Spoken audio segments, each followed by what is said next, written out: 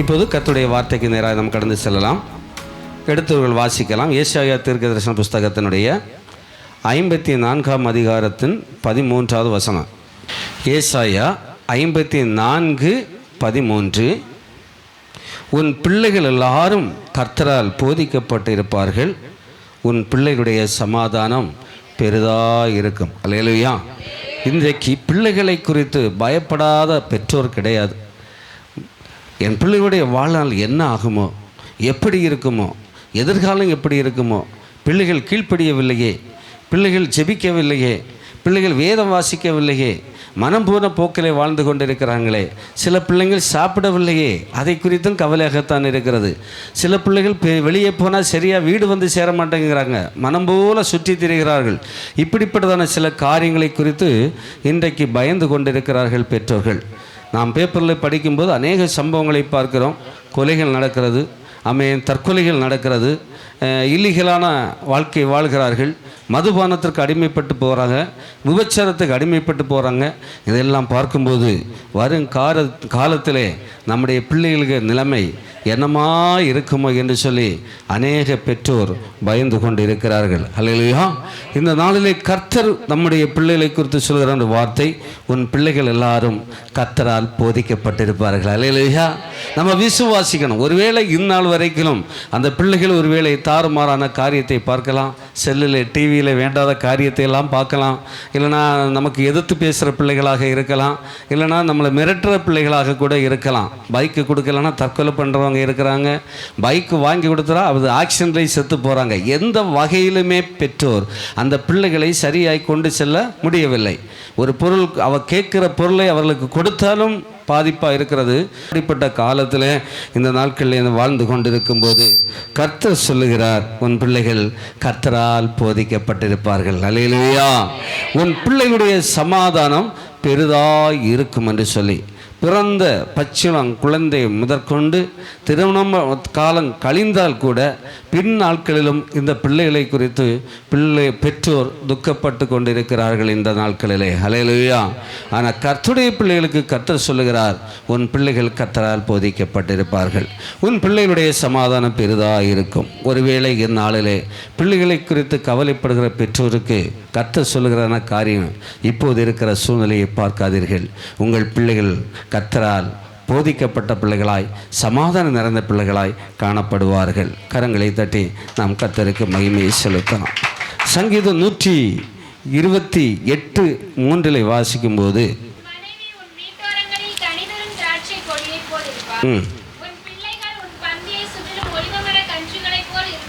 அப்போ எவ்வளவு சந்தோஷம். தாய் தகப்பன் இருக்க, அந்த பிள்ளைகள்லாம் சுற்றி இருக்க, கீழ்ப்படிதலாய் ஒரு மனமாய் ஒற்றுமையாய் இருக்கிற பிள்ளைகளை குறித்து சொல்லப்பட்டிருக்கிறது. உன் பிள்ளைகள் பந்தியை சுற்றிலே இருக்கிற ஒலிவ மர கன்றுகளைப் போல் இருப்பார்கள். அல்லேலூயா. இந்த வசனத்தை பார்க்கும்போது நம்முடைய வாழ்க்கையில் நிறைவேறலை. பிள்ளைகளுக்கு கர்த்தரால் போதிக்கப்பட்ட பிள்ளைகளாகவும் தெரியவில்லை, சமாதானம் நிறைந்த பிள்ளைகளாகவும் தெரியவில்லை. பந்தியை சுற்றிலும் இருக்கிற ஒலிவ மர கன்றுகளைப் போல நல்ல கனி கொடுக்கிறவங்களாக, நல்ல கீழ்ப்படுகிறவர்களாக, நல்ல ஒருமனப்பட்டவர்களாக காணப்படவில்லை. அல்லேலூயா. அப்போ கர்த்தர் சொல்கிறார், உன் பிள்ளைகள் ஒலிவ மர கன்றுகளைப் போல இருப்பார்கள். அல்லேலூயா. அது அப்படி இருக்க வேண்டும் என்று சொன்னால் ஒரு காரியம் நாம் செய்ய வேண்டியதும் இருக்கிறது. அந்த 128ஆம் சங்கீதத்துடைய முதல் வசனத்தை நாம் வாசிக்கும்போது, கர்த்தருக்கு பயந்து அவர் வழிகளில் நடக்கிறவன் எவனோ அவன் பாக்கியவான், அவனுடைய பிள்ளைகள் தான் பந்தியை சுற்றிலும் இருக்கிற ஒலிவ மர கன்றுகளைப் போல இருப்பார்கள். அல்லேலூயா. அப்போ அந்த பிள்ளைகள் சமாதானம் நிறைந்த பிள்ளைகளாக, கர்த்தரால் போதிக்கப்பட்ட பிள்ளைகளாக, பந்தியை சுற்றிலும் இருக்கிற ஒலிவ மர கன்றுகளைப் போல நற்சாட்சி உள்ள, கனி கொடுக்கிறதான, ஒழுக்கம் உள்ளதான, ஒற்றுமை உள்ளதான, கர்த்தருக்கு பயப்படுற பிள்ளைகளாக இருக்க வேண்டும் என்று சொன்னால், அந்த 128 சங்கீதம் முதல் வசனம் சொல்கிற வண்ணமாக நாம் எப்படிப்பட்டவர்களாக இருக்க வேண்டும்? கர்த்தருக்கு பயந்து அவர்கள் வழிகளில் நடக்கிறவன் பாக்கியவான். அவனுக்கு தான் கீழே சொல்லப்பட்ட பிள்ளைகளானாலும் சரி, கையின் பிரயாசமானாலும் சரி, மனைவியானாலும் சரி, எல்லாமே ஆசீர்வாதமாய் அமையும். அப்படி என்றால் இந்த நாளிலே கர்த்தருக்கு பயப்படுற பயம் நம்முடைய குடும்பத்தில் எல்லாருக்கும் உண்டாக வேண்டும். அல்லேலூயா. குறிப்பாக பெற்றோருக்கு, குடும்ப தலைவர்களுக்கு முதலாவது உண்டாக வேண்டும். நம்மை பார்த்து அந்த பிள்ளைகள் நம்முடைய சாயலாகவே நாம் செய்கிற காரியத்தை பிள்ளைகள் செய்வார்கள். அது செய்ய வேண்டும். நாம் கர்த்தர் செய்கிற காரியத்தை பார்த்து நாம் செய்ய வேண்டும். கர்த்தருக்கு பிரியமான காரியத்தை நாம் செய்யும்போது நம்மை பார்த்து நம்மை போல் அந்த பிள்ளைகள் செய்யும்போது அது கர்த்தருக்கு பிரியமாக இருக்கும். அப்படிப்பட்டதான பிள்ளைகள் மட்டும்தான் எப்படி இருப்பாங்க? பந்தியை சுற்றிலும் இருக்கிற ஒலிவ மர கன்றிகளைப் போல் இருப்பார்கள். அந்த குடும்பத்தை, கர்த்தருக்கு பயப்படுற குடும்பத்தை பார்த்து சொல்லுகிறார், உன் பிள்ளைகள் கர்த்தரால் போதிக்கப்பட்டிருப்பார்கள், உன் பிள்ளைகளுடைய சமாதானம் பெரிதாக இருக்கும். ஹல்லேலூயா. அப்போ நாம் செய்ய வேண்டிய சில காரியங்கள் இருக்கிறது. நம்முடைய குடும்பத்தில் அத்தனை பேரும் கர்த்தருக்கு பயப்பட வேண்டும். அவர் காட்டிய வழியிலே நடக்க வேண்டும். அப்போது நம்முடைய பிள்ளைகள் என்ன வயதாக இருந்தாலும் எங்கு சென்றாலும் சுகபத்திரமாய் கர்த்தருக்கு சாட்சியாய் வாழ்வார்கள். ஏற்ற காலத்தில் பிரயாணத்தில் எல்லா காரியத்திலும் கர்த்தர் கூட இருந்து நன்மையானதை செய்வார். பிள்ளைகளை வெளியே விட்டுக்கிட்டு பெற்றோர் பயப்பட வேண்டிய அவசியம் இல்லை. பிள்ளைகளை வீட்டுக்குள்ளே வைத்துவிட்டு பயப்பட வேண்டிய அவசியம் இல்லை. ஹல்லேலூயா. வீட்டுக்குள்ளே பிள்ளையை வைத்துவிட்டு பெரியவர்கள் வெளியே போனாலும் என் பிள்ளை டிவியில் என்ன ப்ரோக்ராம் பார்க்குறாங்களோங்கிறதான ஒரு பயம் இருக்கிறது. வெளியே சென்றாலும் காலேஜுக்கு தான் போச்சா, இல்லை பீச்சுக்கு போச்சா, இல்லை வேற ஏதாவது பாய் ஃப்ரெண்டு கூட போச்சா, கேர்ள் ஃப்ரெண்டு கூட போச்சா, இல்லை என்ன ஆகுமோ, சுகமாக வந்து சேருமோ, இல்லை ஏதாவது ஒத்துமை இருக்குமோங்கிறான ஒரு பயம் நமக்கு கர்த்தருடைய பிள்ளைகளை நமக்கு அவசியமே இல்லை. அல்லேலூயா. ஏன்னா கர்த்தருக்கு பயப்படுற பயத்தோடு அந்த குடும்பம் இருக்கும்னா அந்த பிள்ளைகள் வீட்டில் இருந்தாலும் ஒழுக்கமாக தான் இருப்பாங்க. அவங்க வெளியில் சென்றாலும் ஒழுக்கமாக தான் இருப்பாங்க. படிப்பு நிமித்தமோ வேலை நிமித்தமோ வேறு எந்த காரியத்தை எங்கே சென்றாலும் பயப்பட வேண்டாம். ஏன்னா கர்த்தர் அந்த பிள்ளைகளுக்கு துணையாக இருக்கிறார். பாதம் கல்லில் இடராதபடிக்கு தூதர்களை அனுப்பி இருக்கிறார். முன்பிலும் பின்பிலும் பக்கவாட்டிலும் கர்த்தர் கூட இருந்து அவருடைய சமூகம் முன்பதாக சென்று எல்லா சூழ்நிலையிலும் நல்லபடியாய் வழி நடத்தி வருவார். கரங்களை தட்டி கர்த்தருக்கு மகிமை செலுத்துவோமா? அப்படி என்றால் இப்படிப்பட்டதான நல்ல பிள்ளைகளாக அந்த பிள்ளைகள் வளர வேண்டும் என்று சொன்னால் நாம் இன்னும் சில காரியங்கள் செய்ய வேண்டியது அவசியமாக இருக்கிறது. ஏசாயா தீர்க்கதரிசன புஸ்தகத்திலே 45ஆம் அதிகாரம் 11வது வசனத்தை நாம் வாசித்து பார்ப்போம். ஏசாயா 45:11. இஸ்ரவேலின் பரிசுத்தரும் அவனை உருவாக்கினவருமாகிய கர்த்தர் சொல்லுகிறதாவது, வரும் காரியங்களை என்னிடத்தில் கேளுங்கள், என் பிள்ளைகளை குறித்தும் என் கரங்களின் கிரியைகளை குறித்தும் எனக்கு கட்டளையிடுங்கள். ஹல்லேலூயா. கர்த்தர் இந்த நாளிலே நம்மை பார்த்து சொல்லுகிற ஒரு காரியம் என்னவென்று சொன்னால், இஸ்ரவேலின் பரிசுத்தரும் அவனை உருவாக்குற கர்த்தர் சொல்லுகிறதாவது, நாம் ஆராதிக்கிற தேவன் சொல்லுகிறதாவது, வரும் காரியங்களை என்னிடத்தில் கேளுங்கள். ஹல்லேலூயா. நடக்க போகிற சம்பவங்கள், எதிர்காலம் எப்படி இருக்கும் என்று யாரிடத்துல கேட்கணும்? நாம் ஆராதிக்கிற தேவனிடத்திலே கேட்க வேண்டும். இதை விட்டு விட்டு குறை கேட்கிறது, ஜோசியம் பார்க்கறது, ஜாதகம் பார்க்கறது, அதெல்லாம் கர்த்தருடைய பிள்ளைகளுக்கு அவசியம் இல்லாதது. அது நமக்கு வாய்க்காது. ஹல்லேலூயா. கர்த்தருக்கு பிள்ளைகளுக்கு விரோதமாக எழும்புகிற எந்த ஆயுதமும் வாய்க்காது, எந்த குறி சொல்லுகிறதும் வாய்க்காது, எந்த ஜாதகமும் பார்க்காது, எதுவுமே வாய்க்காது. ஹல்லேலூயா. அல்லேலூயா. அப்போ வரும் காரியத்தை குறித்து உங்களுக்கு கவலை இருக்கிறது. என் பிள்ளைகளுடைய காரியம் எதுவாக இருக்குமோ, என்னவா இருக்கணும் கவலை இருக்குன்னா நீங்கள் யார்கிட்ட கேட்கணும்? ஆண்டவராகிய கர்த்தராகிய கர்த்தருடைய சமூகத்தில், ஹல்லேலூயா, தேவ சமூகத்தில் நம்ம கேட்க வேண்டும். ஹல்லேலூயா. ஆமே. வரும் காரியங்களை வேற எங்கேயும் இங்கேயுமாய் ஜாதகம் பார்க்க, குறி கேட்க, பிறந்த நாளை குறித்து பார்க்க, இன்னும் வேறு ஏதாவது ஒரு காரியத்தை பார்க்க, எந்த காரியத்திற்கும் கர்த்தருடைய பிள்ளைகளை நாம் செல்லவே வேண்டாம். கர்த்தரிடத்திலே கேட்க வேண்டும். ஹல்லேலூயா. கேட்கிறது மட்டுமல்ல, என் பிள்ளைகளை குறித்து என் கரங்களில் கிரியைகளை குறித்தும் எனக்கு கட்டளை இடுங்கள் என்று சொல்கிறார். நாம் கர்த்தருக்கு பயப்படுகிற பிள்ளைகளாக இருந்தால், நம்முடைய குடும்பம் கர்த்தருக்கு பயப்படுற குடும்பமாக இருந்தால், வரும் காரியத்தை கர்த்தரிடத்தில் கேட்டால் போதும். கேட்கிறது மட்டுமல்ல, அவர் சொல்லுகிறார், இந்த பிள்ளைகளை குறித்தும் என்னுடைய கரங்களின் கிரியைகளை குறித்தும் எனக்கு கட்டளையிடுங்கள். அதிகாரமாக கேட்கலாம். கெஞ்சி கெஞ்சி கேட்க வேண்டிய அவசியம் இல்லை. ஆண்டவரே, உமக்கு பயப்படுகிற குடும்பம் நாங்கள் உமக்கு பயந்து பரிசுத்தமாய் வாழ்கிறோம். எங்கள் பிள்ளைகளுடைய வாழ்க்கையிலே சில மோசமான சூழ்நிலைகள் அல்லது பார்க்கிறோம், இல்லைன்னா உலகத்தில் பல காரியங்கள் நடந்து கொண்டு இருக்கிறது. இந்த காரியத்தில் என் பிள்ளைகளுடைய நிலைமை என்னவா இருக்கும்? படிப்பிலே குறைந்த பிள்ளைகளாக இருக்கலாம், ஞானத்திலே அறிவிலே புத்தியிலே குறைந்த பிள்ளைகளாக இருக்கலாம், கீழ்ப்படியாத பிள்ளைகளாக இருக்கலாம், கர்த்தருக்கு விரோதமாய் சில கிரியைகளை செய்கிற பிள்ளைகளாகவும் இருக்கலாம். ஆனால் நாம் என்ன செய்யணும்? கர்த்தரிடத்தில் அதை கேட்க வேண்டும். ஆண்டவரே, ஏன் என் பிள்ளைகள் இப்படி வழி மாறி நிற்கிறார்கள்? இந்த பிள்ளைகளை நான் என்ன செய்ய வேண்டும்? இந்த பிள்ளைகளுக்கு நான் என்ன எதிர்காலம் இருக்கிறது என்பதை கர்த்தரிடத்தில் கேட்பது மட்டுமல்ல, அவருடைய கையின் கிரியைகளுக்கு கட்டளையிடணும். அவருடைய பிள்ளைகளை குறித்து, நம்முடைய பிள்ளைகளுக்கு, ஆண்டவரே என் பிள்ளைகளை நீங்கள் இப்படி தான் தரணும் அப்படின்னு சொல்லி கேட்கணுமா? அல்லேலூயா. என்னவா இருக்கணும்? பயப்பட வேண்டும். ஆண்டவர், உமக்கு பயப்படுற எங்கள் குடும்பம், எங்கள் பிள்ளை, நீர் தந்த பிள்ளைகள் உமக்கு பிரியமுள்ளதாக இருக்க வேண்டும், உம்முடைய சித்தத்தை செய்கிற பிள்ளைகளாக இருக்க வேண்டும் என்று சொல்லி நாம் ஒவ்வொருவரும் ஆண்டவரோட கட்டளையிடலாம். அதிகாரமான ஆர்டர் போடக்கூடிய அளவுக்கு நமக்கு சுதந்திரத்தை தந்திருக்கிறார். யாருக்கு? கர்த்தருக்கு பயந்து வாழ்கிற பிள்ளைகளுக்கு மட்டும். அல்லேலூயா, அல்லேலூயா. நீதிமொழிகள் 29ஆம் அதிகாரம் அதனுடைய 15வது வசனத்தை நாம் வாசிக்கும் போது,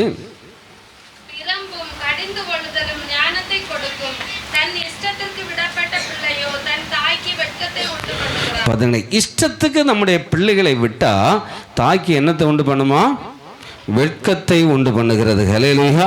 தலை நிமிர்ந்து நடக்க முடியாது. என் பிள்ளையினால மான பிரச்சனை என்று சொல்லி பெற்றோர் தலைகுனிந்து நிற்க வேண்டிய சூழ்நிலை வருகிறதாம். ஆகையினால அந்த பிள்ளைகளை இஷ்டத்திற்கு விடவே கூடாது. பிரம்பும் கடிந்து கொள்ளுதலும் ஞானத்தை கொடுக்கும். ஹல்லேலூயா. அதுகளுக்கு அறிவு வரும், அதுகளுக்கு புத்தி வரும். ஆகையினால பிரம்பும் கடிந்து கொள்ளுதலும். ஆனால் சும்மா அடித்ததுனாலேயும் பிள்ளைகளுக்கு ஞானம் வராது. சும்மா கடிந்து உபதேசித்து கொண்டு கடிந்து பேசிக்கொண்டு இருப்பனாலேயும் ஞானம் வராது. அப்போ பிரம்பை எடுத்து தான் ஆகணும். அந்த வயசுக்கு ஏற்ற தண்டனை தான் கொடுக்கணும். இப்போ 1 வயசு 2 வயசு 3 வயசு 4 5 வயது பிள்ளைகள் செய்கிற தவறுக்கு 40 வயது 50 வயது ஆனவர்களை அடிக்கிற மாதிரி அடிக்க முடியாது. போலீஸ்காரன் குற்றவாளி அடிக்கிற மாதிரி அந்த பிள்ளைகளை அடிக்க முடியாது. அந்த வயதிற்கு ஏற்ற, குற்றத்திற்கு ஏற்ற, சூழ்நிலைக்கு ஏற்ப தான் பிரம்பை கையாட வேண்டும். அல்லேலூயா. அது கையாடுவது மட்டுமல்ல, அதோடு கடிந்து உபதேசிக்க வேண்டும். என்ன தப்பு பண்ணினேன், அது நீ பண்ணக்கூடாது என்கிற அளவில், ஏன் பண்ணக்கூடாது என்கிற வார்த்தைகளை சொல்லி தான் தண்டிக்க வேண்டும். அல்லேலூயா. ஆனால் இன்றைக்கு அநேகர் எப்படியெல்லாம் தண்டிக்கிறாங்க தெரியுமா? வசை சொற்கள், பிள்ளைகளோட நாசமாக போ, விளங்காத போவ, வீட்டுக்குள்ளே ஏறாத, வெளியே போ, இப்படி திட்டுகிற பெற்றோரையும் பார்க்க முடிகிறது. அல்லேலூயா. இப்போ எல்லா வீட்டிலையும் பிரம்பு இருக்காது. பெரம்பில்லாத வீட்டில் அந்த காலத்தில் புளியில் இருந்து ஒரு சின்ன கம்பு குச்சி எடுத்து வச்சுருப்பாங்க. கொய்யா மரத்திலிருந்து, புளிய மரத்திலிருந்து, காஞ்சிர மரத்திலிருந்து எல்லாம் பிரம்புக்கு ஈடான சில கம்புகளை என்ன செய்வாங்க? வைத்திருப்பாங்க. சீனாந்திங்கிற அந்த பூவரசு மரத்தினுடைய கம்பு இதெல்லாம் வச்சு கையாடுவார்கள். ஆனால் இன்றைக்கு அப்படிப்பட்ட கம்பு எடுப்பதற்கு பெற்றோருக்கு என்ன இல்லை, நேரம் கிடைக்கவில்லை என்று நினைக்கிறேன். அவங்க பக்கத்தில் கண் காண்கிறதான எந்த ஒரு காரியமாக இருந்தாலும் சரி, சட்டாப்பு எடுத்து அடிக்கிறவர்கள் உண்டு, பெல்ட் எடுத்து அடிக்கிறவங்க உண்டு, கால் எடுத்து மிதிக்கிறவங்க உண்டு, இன்னும் கையில் என்னென்ன குச்சி கிடக்கு அதெல்லாம் பயன்படுத்திக்கிடுவாங்க. ஒவ்வொரு பொருள்களையும் நான் சொல்லிகிட்டே இருந்தால் அது சரியாகாது. வீட்டுக்குள்ளே அவங்க கைவசத்தில் என்ன கண்ணுக்கு தெரிகிறதோ அந்த ஆயுதங்களை எடுத்து அடிப்பாங்க. இதெல்லாம் பிள்ளைகளுக்கு வைராக்கியத்தை தான் உண்டு பண்ணி தவிர திருந்தக்கூடிய சுபாவத்தை கொண்டு வராது. இந்த பிள்ளையும் ஒரு நாள் நம்ம அளவில் வளர்ந்து ஆரோக்கியம் ஆவான். நாம் அந்த நாளில் வயசாகி கொஞ்சம் தளர்ந்து இருப்போம். நேர்மாறாக வட்டியும் சேர்த்து வாக்க வேண்டிய நிலைமை வந்துவிடும். எனவே கர்த்தர் தந்திருக்கிற சிக்ஷையின்படி தான் நம்முடைய பிள்ளைகளை என்ன செய்ய வேண்டும்? வளர்த்த வேண்டும். சாபம் போடக்கூடாது, வீணான வார்த்தை திட்டக்கூடாது. வேத வசனத்தை காண்பித்து வேத வசனத்தின்படி தான் அவங்களை எச்சரிக்க வேண்டும். அல்லேலூயா. அப்போது தான் அந்த சின்ன பிள்ளைகளாக இருக்கும்போது சொல்ல நரகம் இருக்குது, அப்பா நான் இந்த தப்பு சொன்ன நரகத்துக்கு போயிடுவோம், அதனால் இது செய்யக்கூடாதோ அப்படின்லாம் சின்ன பிள்ளைகளை சொல்கிறாங்க. ஏன்னா அப்போ நம்ம அதை கற்றுக் கொடுக்குறோம். இந்த தப்பை செய்யக்கூடாது, இந்த தப்பு செய்தால் இப்போ நரகத்துக்கு போயிடும், மோட்சத்துக்கு போனோம்னா பரலோகத்துக்கு போனால் ஏசப்பா சொல்கிற மாதிரி தான் கேட்கணும்னு நம்ம சொல்லிக் கொடுக்குறோம். அந்த பிள்ளை அப்படியே கீப் பண்ணுது. அந்த பிள்ளைகள் கொஞ்சம் 3 வயசு 4 வயசுலாம் தாண்டி ஒரு 10 வயசு அந்த மாதிரி வந்தாச்சுன்னா நேரே மாறி நிற்குது. சின்ன வயதில் சொன்ன வார்த்தைகளை எல்லாம் அது மறந்து போகிறது. கண்டினியூவாக அந்த காரியத்தில் நம்ம நடத்தி கொண்டு வரணும் பிள்ளைகளை. அல்லேலூயா. நீதி நியாயத்தை சொல்லிக் கொடுக்கணும். நீதிமான் துன்மார்க்கமான இந்த காரியத்தை சொல்லுங்கள். துன்மார்க்கமான காரியங்களை செய்யக்கூடாது, அருவருப்பான காரியங்களை செய்யக்கூடாது, பிசாசுக்கு எந்த ஒரு காரியத்தில் அடிமைப்பட்டு போகக்கூடாது சொல்லிக் கொடுக்கணும். ஆனால் நம்ம என்ன செய்கிறது, முதல்ல பெற்றோர் செய்கிற முதல் தப்பு என்ன தெரியுமா? தகப்பன்மார் செய்கிற ஒரு தப்பு என்னென்னா, சின்ன வயசில் பிள்ளை சாக்லேட்டு கேட்டான். அப்போ தான் நமக்கு ஒரு குழந்தை கிடச்சிருக்கும். ரொம்ப சந்தோஷமாக இருக்கும். பிள்ளை கேட்டான்ல அப்பா வாங்கி கொடுப்பேன்னு பிள்ளைக்கு சாப்பிடக்கூடாத சாக்லேட்டு பிள்ளை கேட்டாலும் வாங்கி கொடுப்பேன். அதில் ஒரு சந்தோஷம் பெற்றோருக்கு. ஆஹா, நான் ஒரு மிட்டாய் வாங்கி பிள்ளைக்கு கொடுத்துட்டேன், அவன் சப்புன்னு நல்லா சாப்பிட்றான், சந்தோஷமாக இருக்கான். அதனுடைய பின்விளைவு என்ன என்பதே தெரியாது. அப்போ பெற்றோர் என்ன செய்யணும்னா, தகப்பன்மார் அதிகமாக தான் இது வாங்கி கொடுப்பாங்க.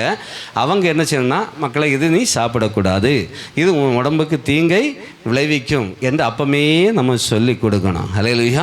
ஒரு ட்ரெஸ், ஒரு அலங்காரமான ஒரு பொருட்களை கேட்டாலும் உடனே நம்ம வாங்கி கொடுக்கக்கூடாது. கொடுத்தா வாலிப ஸ்டேஜில் வருமா அவன் பைக்கு தான் கேட்பான்.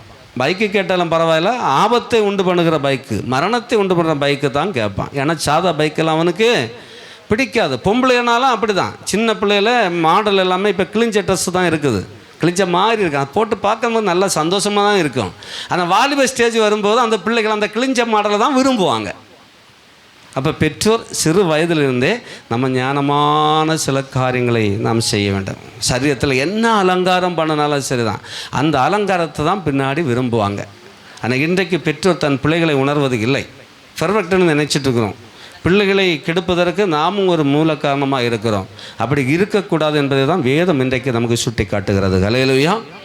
சகோதரிமார், தாய்மாரும் நம்ம மோசம் இல்லை. சில தகப்பன்மார் வாங்கி கொடுக்காமல் இருந்தாலும் தாய்மார் சொல்லுங்கள், பிள்ளை யாரை என்ன தான் கேட்டேன், நமக்கு ஒரு பிள்ளை தானே இருக்குது, எப்பவும் வாங்கி கொடுக்க போகிறோம், இன்றைக்கி வந்த வழி தானே, வாங்கி கொடுங்களே அப்படின்னு சொல்லுகிற தாய்மார்களும் உண்டு. அதுபோல் தாய்மார்களுக்கு சில பிள்ளைகள் டிஸ்டர்பாக இருப்பாங்க. 3 வயசு 4 வயசு 2 வயசுலாம் டிஸ்டர்பாக இருக்காங்க. இவங்களுக்கு சமையல் வேலை செய்யணும், வேறு வழி இல்லை. பிள்ளை பின்னாடி வந்து முந்தானே பிடிச்சி இழுத்துட்டே இருக்கும். இவங்களுக்கு வேலை செய்ய முடியாது. அவங்க செய்கிற காரியம்னா அப்படியே செல்லை எடுப்பாங்க. ஒரு நாள் அந்த பொம்மை விளையாட்டை தான் வச்சு கொடுப்பாங்க, பேசாமல் தூக்கிட்டு ஓரத்தில் போயிரு. இந்த அம்மாவுக்கு வேலை முடிகிறது வரைக்கும் அந்த பிள்ளை அதுலேருந்து எழும்பவே செய்யாது. டிஸ்டர்ப் இல்லை. நமக்கு நல்ல காரியம் நினச்சி கொடுத்து நம்ம வேலையை முடிக்கிறோம். ஆனால் நாள் போக போக போக அது ஒரு ஸ்டேஜில் வரும்போது தகாத காரியங்களை தான் பார்க்கும். அல்லேலூயா. இப்போ பெற்றோர் கவலைப்படும், ஓ என் பிள்ளை சொன்னால் கேட்கல, என் பிள்ளை கீழ்ப்படியலை. ஆம்பளை இருந்தால் அப்பனை பார்த்து அடிக்க வரான், அம்மையை பார்த்து அடிக்க வரான்னு சொல்லுவோம்.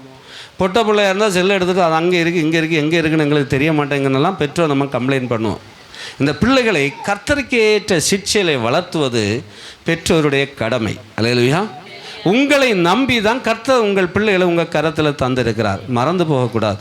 உலக மனிதர் போல ஹாய் பாய்னு வாழ்கிறதுக்கு அல்ல. நம்ம எல்லாரும் ஏசப்பாவுடைய பிள்ளைகள் தான். நம்ம எல்லாருமே முதிர் வயதானவர்கள், பாஸ்டர், விசுவாசியான, நம்ம ஒரிஜினல் அப்பா ஏசப்பா தான். கடைசி வரை நிற்கிற அப்பா அந்த ஏசப்பா தான். இங்கே இருக்கிற அப்பா அம்மா எல்லாம் உயிர் பெறுகிறது வரை தான். அதுக்கு பிறகு அப்பாவும் கிடையாது, அம்மாவும் கிடையாது, பிள்ளையும் கிடையாது, அண்ணனும் கிடையாது, தம்பியும் கிடையாது. எல்லா சகோதரர்கள் ரசித்து அங்கே பரலோகத்து வரக்கூடியவர்கள்லாம் தான் நம்ம சகோதரர்கள் கூட்டம். அல்லேலூயா. இயேசு தான் நமக்கு எல்லாருக்குமே அப்பா. ஆகையினால நம்முடைய பிள்ளைகளை அப்பாவுக்கு ஏற்ற சிட்சையில் தான் வளர்த்தணும். அதுக்கு தான் இந்த பிள்ளைகளை நம்முடைய கரங்களில் ஆண்டவர் கொடுத்துருக்கிறார். என் பிள்ளைய, இந்த பிள்ளைகளை எனக்கு ஏற்ற சிட்சையில் இந்த தம்பதிகளை வளர்ப்பாங்கன்னு அறிஞ்சு தான் ஆம்பளையோ பொம்பளையோ எத்தனை பிள்ளைகளோ ஆண்டவர் நம்முடைய கரத்தில் தந்திருக்கிறார். இந்த நாட்களில் பிள்ளைகள் இல்லாமல் எத்தனை பேர் வேதனைப்பட்டு கொண்டிருக்க காலத்தில் கர்த்தர் நமக்கு இப்படிப்பட்டதான பிள்ளைகளை தந்திருக்கிறார் என்று சொன்னால், உங்களை நம்பி என்னை நம்பி தான் கர்த்தர் தந்திருக்கிறார். அப்போ கர்த்தருக்கு ஏற்ற சிட்சையில் அந்த பிள்ளைகளை வளர்த்த வேண்டிய பொறுப்பு நம்மிடத்தில் இருக்குது.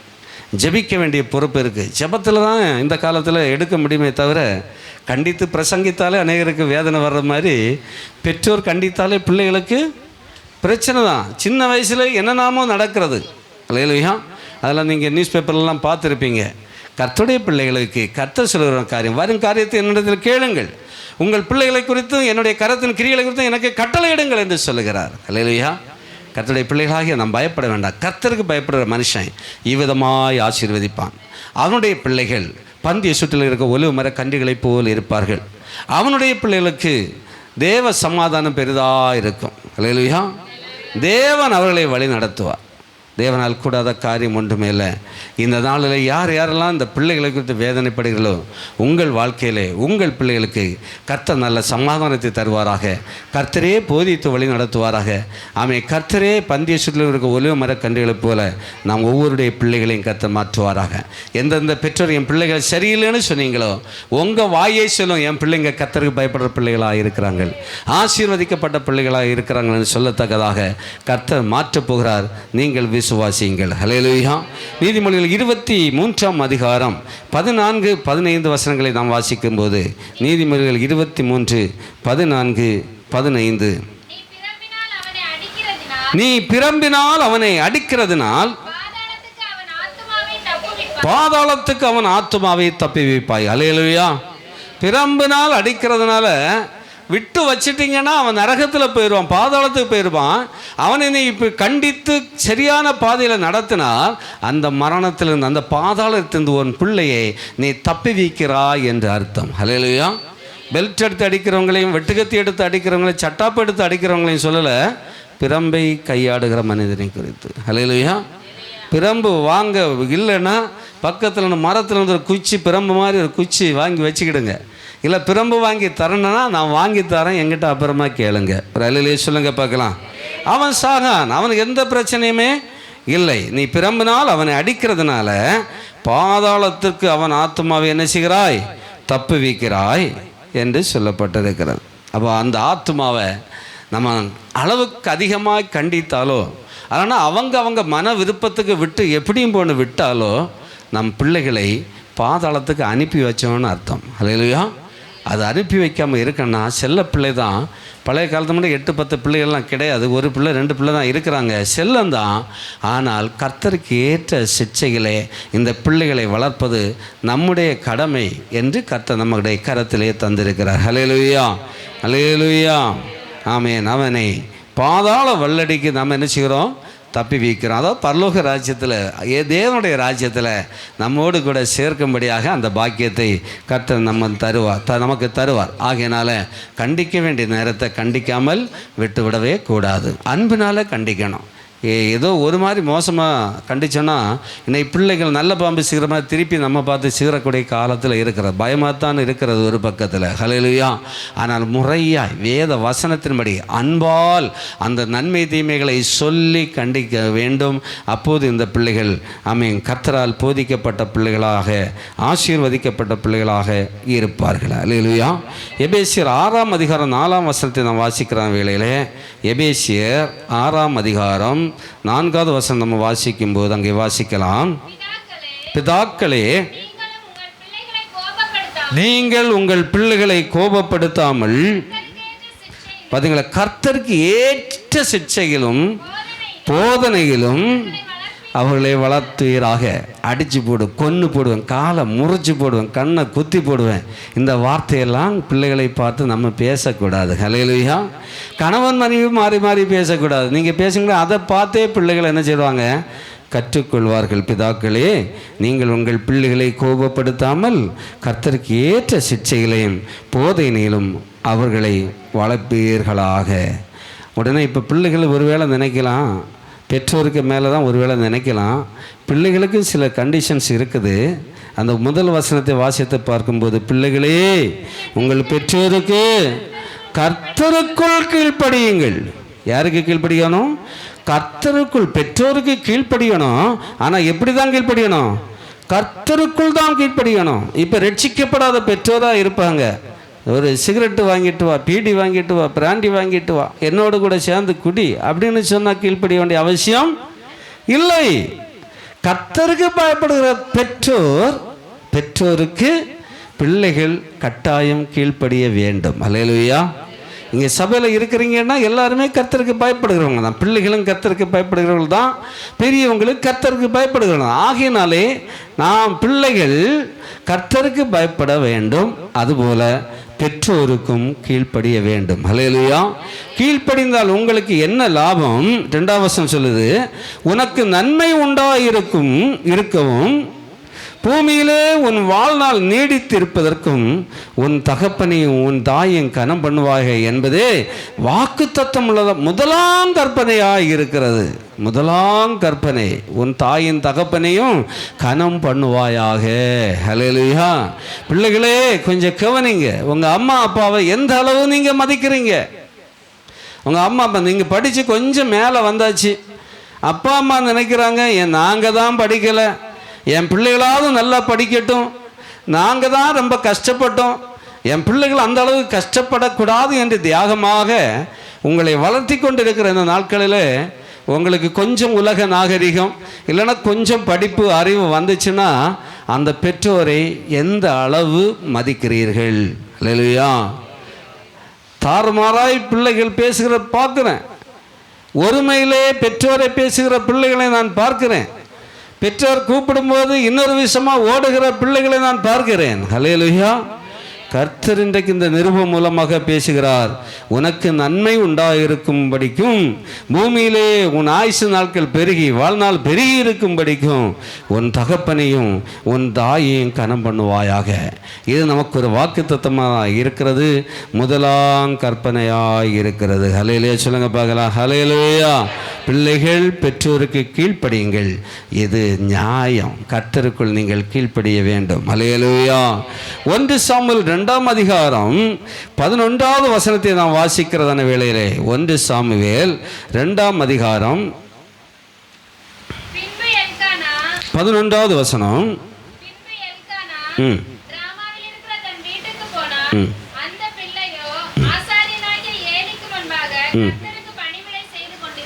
பார்த்தீங்களா? சாமுவேலை குறித்து இங்கே சொல்லப்பட்டிருக்கிறது. பிள்ளை இல்லாமல் அன்னாள் இருந்தால் ஆலயத்திலே கடந்து வந்து அழுது புலம்பி மனதெல்லாம் உடைச்சி ஜெபிச்சா அந்த ஜெபத்தை கர்த்தர் கேட்டு ஒரு சாமுவேலை கொடுத்தார். ஹல்லேலூயா.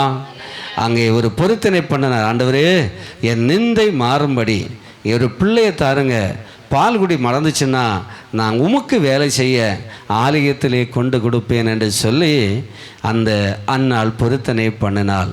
அவனமாகவே பால்குடி மறந்தவுடனே அந்த பிள்ளையை தேவாலயத்திலே கொண்டு விட்டால் அங்கே ஆசாரியனாக ஏலிக்கு முன்பாக கர்த்தருக்கு பணிவிடை செய்து கொண்டிருந்தான். ஹல்லேலூயா. இங்கே இருக்கிற சின்ன பிள்ளைகள்லாம் சபையில் பணிவிடை செய்யுங்க, வீட்டில் அம்மா அப்பாவுக்கு பணிவிடை செய்யுங்க. இது உங்களுக்கு சாமுவேலை போல் ஆசீர்வாதத்தை கொடுக்கும். ஹல்லேலூயா. ஹல்லேலூயா. பாருங்க, பணிவிடை செய்தான். அடுத்தது 18வது வசனத்தில் வரும்போது, சாமுவேல் என்னும் பிள்ளை ஆண்டான், சணநூல் ஏபோத்தை தரித்தவனாய் கர்த்தருக்கு பணிவிடை செய்தான். இப்போ ஒரு குட்டி பாஸ்டர் ஆயிட்டான். ஆண்டவருக்கு முன்பதாக வந்து பணிவிடை செய்ய ஆரம்பித்தான். ஹல்லேலூயா. 26வது வசனத்தில் வரும்போது, சாமுவேல் என்னும் பிள்ளை ஆண்டானோ பெரியவனாக வளர்ந்து கர்த்தருக்கும் மனுஷருக்கும் பிரியமாய் நடந்து கொண்டான். பார்த்தீங்களா? ஜெபித்து ஜெபித்து பெற்றெடுத்து பொருத்தனையோடு வளர்த்த பிள்ளை இப்போ கர்த்தருக்கும் பிரியமாக இருக்கிறான், மனுஷனுக்கும் பிரியமாக இருக்கிறான். நம்மளெல்லாம் அப்படி இருக்க முடியலா? மனுஷனுக்கு பிரியமாக இருந்தால் கர்த்தருக்கு வித்தியாசமாக இருக்கும், கர்த்தருக்கு பிரியமாக இருந்தால் மனுஷனுக்கு பிடிக்கல, அவனுக்கு வித்தியாசமாக இருக்கிறது. எவ்வளவு ஞானம் கர்த்தர் கொடுத்திருக்கிறார். 2 பேருக்கும், மனிதனுக்கும் கர்த்தருக்கு ஏற்ற விதத்தில் பிரியமான ஒரு மகனாக அந்த சாமுவேல் வளர்ந்து வந்தான் என்று சொல்லி பார்க்கிறோம். ஹல்லேலூயா. 3வது அதிகாரத்தில் வரும்போது கர்த்தருடைய சத்தத்தை அவன் கேட்க தொடங்கினான். ஹல்லேலூயா. 3 விஷயம் ஆண்டவர் பேசுகிறார் பாருங்க. 4வது வசனம் 3:4. அப்பொழுது கர்த்தர் சாமுவேலை கூப்பிட்டார், அதற்கு அவன் இதோ இருக்கிறேன் என்று சொல்கிறான். ஹல்லேலூயா. 2வது 6ஆம் வசனத்தில் வரும்போது மறுபடியும் கர்த்தர் சாமுவேலை கூப்பிட்டார். அப்பொழுது அவன் எழுந்திருந்து திருப்பி இந்த விஷயத்தை எல்லாம் சொல்கிறான். இப்படி ஒரு சத்தம் கேட்கிறது என்று சொல்லி அப்போ ஏலி அதற்கான காரியங்கள் எல்லாம் சொல்கிறார். நீ அவர் பேசும்போது என்ன பேசுகிறான்னு கேட்டு அதெல்லாம் நீ எனக்கு சொல்ல வேண்டும் என்று சொல்லுகிறார். 3ஆம் முறை 8ஆம் வசனம் மறுபடியும் 3ஆம் விஷயம் சாமுவேலே என்று கூப்பிடுறான். அவன் எழுந்திருந்து அது மாதிரி போய் கேட்குறான். நான் 9ஆம் வசனத்தில் சாமுவேலை நோக்கி, நீ போய் படுத்துக்கொள், உன்னை கூப்பிட்டால் அப்பொழுது நீ கர்த்தாவே சொல்லும், அடியேன் கேட்கிறேன் என்று சொல்லுன்னு ஏலியாகிய ஆசாரியன் ஒரு புத்திமதியை சொல்லி கொடுக்கிறான். ஹல்லேலூயா. அதுபோல முன்போல் 10ஆம் வசனத்தில் 4ஆம் முறை ஆண்டவர் கூப்பிடுகிறார். கர்த்தர் வந்து நின்று முன்போல சாமுவேலே என்று கூப்பிட்டார். அதற்கு சாமுவேல் சொல்லும், அடியேன் கேட்கிறேன் என்று சொன்னான். ஹல்லேலூயா, ஹல்லேலூயா. அது நீங்கள் தொடர்ந்து பார்த்தீங்கன்னா அந்த ஆலயத்தில் இருக்கிறதான குறைபாடுகள், ஏலியுடைய பிள்ளைகளுடைய குறைபாடுகளை எல்லாம் இந்த சாமுவேலுக்கு ஆண்டவர் வெளிப்படுத்தி கொடுக்கிறார். ஹல்லேலூயா, ஹல்லேலூயா. சாமுவேலை போல கர்த்தரோடு பேசுகிற ஒரு அனுபவம் கர்த்தருடைய பிள்ளைகளாகிய நமக்கு எல்லாருக்கும் வேணும். ஹல்லேலூயா. நம்ம பிள்ளைகள் எல்லாம் தரிசனங்கள் பார்க்கணும். இரவு நேரத்தில் சொப்பனத்தை பார்த்து காலையில் எழுப்பி, அப்பா, அம்மா, தாத்தா, பாட்டி, நான் ராத்திரி இப்படி ஒரு காரியத்தை கேட்டேன், எனக்கு விளக்கம் என்னன்னு நம்மகிட்ட கேட்கணும். அந்த அளவுக்கு ஜெபம் பண்ணி சந்தோஷமாக போய் தூங்கணும். சண்டை பிடிச்சிக்கிட்டு அழுதுகிட்டு போய் தூங்கக்கூடாது. சீரியல் பார்த்துக்கிட்டு போய் தூங்கக்கூடாது. அது அங்கே போனால் அங்கே பேக்கதை தான் அங்கே வந்து கொண்டே இருக்கிறோம். நல்லா குடும்ப ஜெபம் எல்லாம் பண்ணி பாடி துதித்து தூக்கத்தில் போயிருந்தாலும் ஆண்டவரே நினச்சி சோத்திரம் பண்ணி தூங்கினீங்கன்னா கர்த்தர் உங்கள் கனவிலே தென்படுவார், உங்கள் சொப்பனத்திலே கர்த்தர் தென்படுவார். அடுத்த நாள் என்ன செய்ய வேண்டும் என்பதை சொப்பனத்தின் மூலமாக கர்த்தர் பேசுவார். வரும் நாட்களில் பெரியவங்க எல்லாம் கொஞ்சம் முரட்டாட்டம் பிடித்தவர்களாக இருக்கிறபடினாலே பாலகர் மூலமாக கர்த்தர் இடைவிடப் போகிறார். பாலகர்கள் தீர்க்க தரிசனம் சொல்லுவார்கள். அல்லேலூயா. அப்படி களங்கமில்லாத பிள்ளைகளாய் நம்முடைய பிள்ளைகளை நாம் வளர்த்துவோம் என்று சொன்னால் நம் பிள்ளைகளோடு கர்த்தர் இடைபெற. பாருங்க, ஏலி இடத்துல பேச முடியலை. ஏலி பேசி பார்த்தாரு, ஏலி பிள்ளைகிட்ட சொல்லி பார்த்தான், பிள்ளைகளுக்கு கேட்கல. ஆகையினால சாமுவேல் எடுத்து ஆண்டவர் பேசினார். நம் பிள்ளைகளோடும் கர்த்தர் பேசுவாராக. கர்த்தரால் போதிக்கப்பட்ட பிள்ளைகளாய், சமாதானம் நிறைந்த பிள்ளைகளாய், பந்தியை சுற்றும் ஒலிவு மர கண்டிகளை போல் இருக்கிற பிள்ளைகளாய் நம்முடைய பிள்ளைகள் இருப்பார்களாக. நம்முடைய பிள்ளைகளிடத்தில் தரிசனத்திலும் சொப்பனத்திலும் கர்த்தர் பேசுவாராக. கரங்களை தட்டி கர்த்தருக்கு மகிமை செலுத்துவோம். அல்லேலூயா, அல்லேலூயா. ஏலியின் பிள்ளைகள் செய்த அநியாயத்தை எல்லாம் நம்ம சொல்ல வேண்டிய அவசியம் இல்லை. உங்களுக்கு தெரியும், பலி செலுத்தும் போது பலி முடிவதற்கு முன்பதாகவே, சரியாக வேவதற்கு முன்பதாகவே ஏலியினுடைய 2 பிள்ளைகளும் அவனுடைய ஃப்ரெண்ட்ஸுகளெல்லாம் சேர்ந்து கூர்மையான ஆயுதங்களை கொண்டு சென்று அந்த ஈரல் போன்ற முக்கியமான பகுதிகளை அப்படி குத்தி வெளியே எடுத்து அந்த பலி செலுத்தப்படுவதற்கு முன்பதாக இவங்க சமைத்து சாப்பிடுகிற அனுபவத்தில் போனாங்க. அது மட்டுமல்ல, ஆலயத்துக்கு வருகிறதான பிள்ளைகளோடு, அதாவது பெண் பிள்ளைகளோடு இவங்க தகாத உறவுகளை வைத்து கொண்டார்கள். ஆண்டவருக்கு மிக வேதனையாக இருந்தது. ஏலி எவ்வளவுதான் சொன்னாலும் அந்த பிள்ளைங்க கேட்கல. ஆகினால் நான் சாமுவேல் மூலமாய் கர்த்தர் இடைப்பட்டார். ஹல்லேலூயா, ஹல்லேலூயா. சாமுவேல் இந்த விஷயத்தெல்லாம் ஏலியிட்ட போய் சொல்கிறான். இப்படிலாம் கர்த்தர் பேசினார் நம்முடைய உங்களுடைய பிள்ளைகளை குறித்து என்று சொல்லி. ஆனால் ஏலி சொல்லி பார்த்தான். ஆனால் பிள்ளைகள் என்ன செய்யலை? கேட்கல. கீழ்ப்படியாமல் பிள்ளைகளாக போனாங்க. கடைசியில் நடந்தது என்ன? யுத்தம் வந்தது, உடன்படிக்கைப்பட்டு எடுத்துகிட்டு போனாங்க. யுத்த களத்தில் உடன்படிக்கைப்பட்டு பிடிபட்டது. அவங்க 2 பிள்ளைகளுமே அந்த யுத்தத்திலே மரித்து போனார்கள். ஹல்லேலூயா. அந்த காரியத்தை இங்கே ஏலி எடுத்த தகப்பனிடத்தை வந்து சொல்லி, இவன் நல்ல ஒரு ஆசாரியன் தான், வந்து சொல்லுகிறான். அவன் முன்னால் அப்படி செயற்பட்டு இருக்கிறான். இந்த வார்த்தையை கேட்டாங்க. அவன் மல்லாக்கா அப்படியே விழுந்து பிடறி அடிபட்டு அவனும் செத்து போனான். அப்புறம் செத்தான், பிள்ளைகளும் செத்து போச்சு. எவ்வளோ துன்மார்க்கமான காரியம் பாருங்கள். ஆனால் சாமுவேலோங்கிற பிள்ளையாண்டானோ கர்த்தருக்கு ஏற்ற சிற்சையிலே வளர்க்கப்பட்டான். அவன் வளர்ந்தான். மனிதனுக்கும் கர்த்தருக்கும் பிரியமுள்ள ஒரு மகனாக இருந்தான். கர்த்தருடைய சத்தத்தை கேட்டு அந்த சித்தத்தை செய்கிற ஒரு மகனாக இருந்தான். ஆனபடியினாலே இஸ்ரவேலுக்குள்ளால இந்த சாமுவேலை போல ஒரு தீர்க்கதரிசி எழும்பினதும் கிடையாது. அவன் அநேக ராஜாக்களை அபிஷேகம் பண்ணவன், அநேக காரியங்களை நீதியாய் நியாயம் விசாரித்தவன் என்று சொல்லி இந்த சாமுவேலை குறித்து நாம் பார்க்கிறோம். நம்முடைய பிள்ளைகள் எல்லாரும் இந்த சாமுவேலை போல நீதி செய்கிற பிள்ளைகளாக, நியாயம் செய்கிற பிள்ளைகளாய், கர்த்தருடைய சத்தத்தை கேட்கிற பிள்ளைகளாய், கர்த்தருடைய சித்தத்தை செய்கிற பிள்ளைகளாய் காணப்படுவார்களாக. கரங்களை தட்டி நாம் கர்த்தருக்கு மகிமை செலுத்துவோம். இப்படி இந்த பிள்ளைகள் வளர வேண்டும் என்று சொன்னால் பிள்ளைகளுக்கு நம்ம வசனத்தை போதிக்க வேண்டும். ஒரு நாள் ஒரு வசனமாவது இந்த பிள்ளைகளுக்கு நாம் கற்றுக் கொடுக்க, மனப்பாடமாக கற்றுக் கொடுக்க வேண்டும். உபாகமம் 6ஆம் அதிகாரத்தை நீங்கள் எடுத்துக்கொள்ளுங்கள். உபாகமம் 6ஆம் அதிகாரத்தில் 5லிருந்து சில வசனங்களை நான் வாசிக்கிறான வேளையிலே, நீ உன் தேவனாகிய கர்த்தரிடத்தில் உன் முழு இருதயத்தோடும் முழு ஆத்மாவோடும் நீ முழு பலத்தோடும் அன்பு கூறுவாயாக. இன்று நான் உனக்கு கட்டளையிடுகிற இந்த வார்த்தைகள் உன் இருதயத்தில் இருக்க கடவுது. ஹல்லேலூயா சொல்லுங்க பார்க்கலாம். ஹல்லேலூயா. பெற்றோரை பார்த்து கர்த்தர் சொல்லுகிறார், நான் சொல்லக்கூடியதான இந்த வார்த்தைகள் எல்லாம் உங்க இருதயத்திலே பதிந்திருக்க கடவது. எதற்கு? பிள்ளைகளை போதித்து வழி நடத்தும்படியாய், கர்த்தருக்கு ஏற்ற சிட்சையிலே இந்த பிள்ளைகளை வழி நடத்தும்படியாய். ஹல்லேலூயா. என்ன செய்ய வேண்டும்? 7வது வசனம், நீ அவைகளை உன் பிள்ளைகளுக்கு கருத்தாய் போதித்து, நீ உன் வீட்டில் உட்கார்ந்து இருக்கும் போதும், வழியிலே நடக்கிற போதும், படுத்துக் கொள்ளுகிற போதும், எழுந்திருக்கிற போதும் அவைகளை குறித்தே பேசி, அவைகளை உன் கைகளின் மேல் அடையாளமாக கட்டிக்கொள்வாயாக. அவைகள் உன் கண்களுக்கு நடுவே ஞாபகக்குறியாய் இருக்க கடவது. அவைகளை உன் வீட்டின் நிலைக்கால்களிலே உன் வாசலிலும் எழுதுவதாக.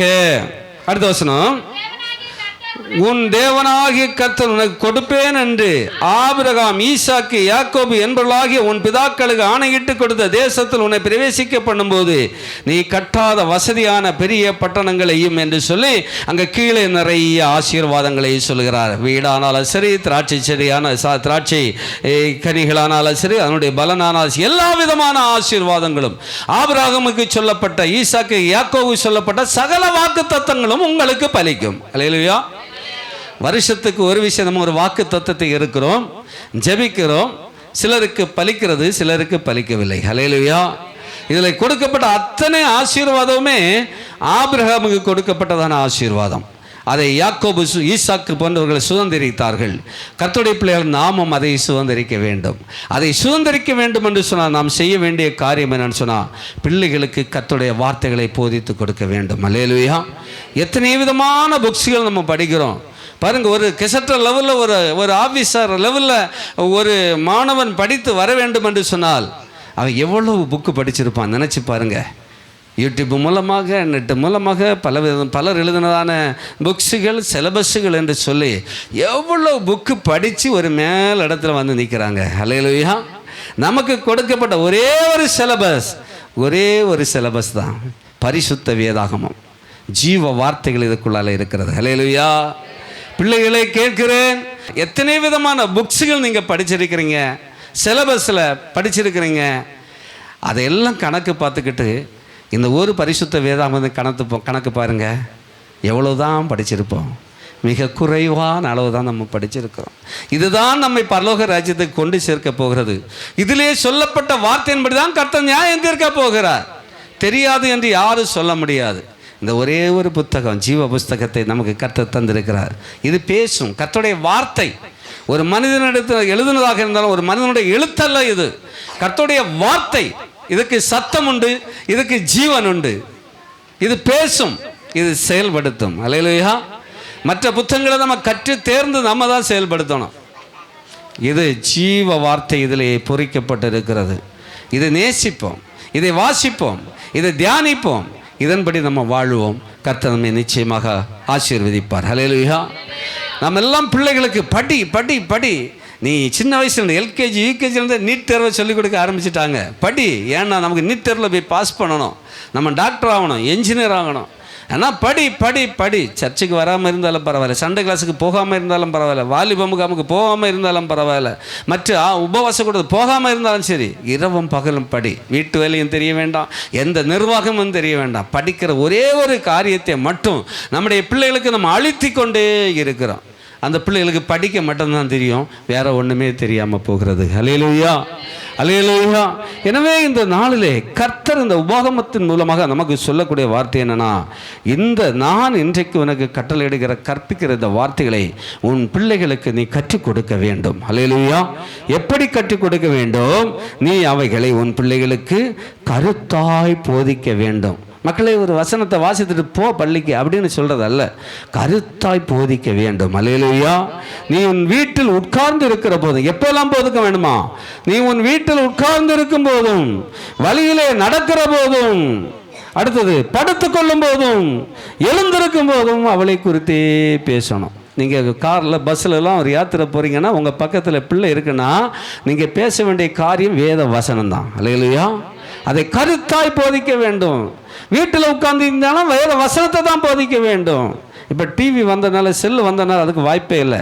ஒரு நிமிஷம் மீதி கிடைச்சாலும் டிவி ஓப்பன் பண்ணிடுவோம், இல்லைனா செல்லை ஓப்பன் பண்ணிடுவோம். இந்த வசனங்களை கருத்தாய் போதிப்பதற்குள்ள சூழ்நிலை இல்லாதபடிக்கு பிசாசானவன் இன்றைக்கு உலகத்தையே கட்டி வைத்து கொண்டிருக்கிறான். அல்லேலூயா. எல்லாம் நன்மையானதுகளை நீங்கள் தெரிந்து கொள்ளுங்கள். ஆனால் இங்கே சொல்லப்பட்டிருக்கிற வேத வசனத்தை நீங்கள் வீட்டில் உட்கார்ந்துருக்கும் போது சொல்லிக் கொடுங்க. அரட்டை அடிச்சுட்டு இருக்காதீங்க, ஊருகதை பேசிகிட்டு இருக்காதீங்க, வேறு எந்த காரியம் பேசிகிட்டு இருக்காதீங்க. வேத வசனங்களை பிள்ளைகளுக்கு கற்றுக் கொடுங்கள்.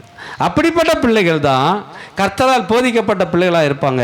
கர்த்தருடைய சமாதானத்தை பெற்றுக்கொள்வார்கள். பந்திய சுற்றிலும் இருக்க ஒலிவ மர கன்றுகளைப் போல இருப்பார்கள். அல்லேலூயா.